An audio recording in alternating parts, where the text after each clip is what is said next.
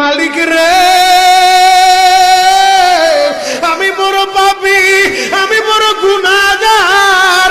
ও দয়ার আল্লাহ, আমি 10 বছর তোমার গোলামি করি নাই, আমি 20 বছর গোলামি করি নাই।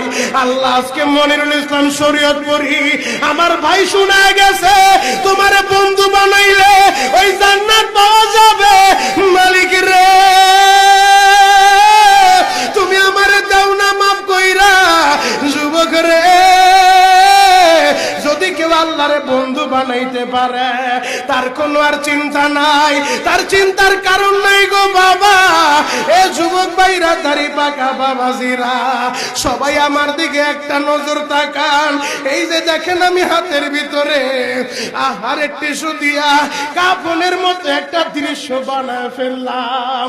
এমন একটা কাপড় আপনার শরীরে একদিন উঠে যাবে, আমার শরীরও একদিন উঠে যাবে।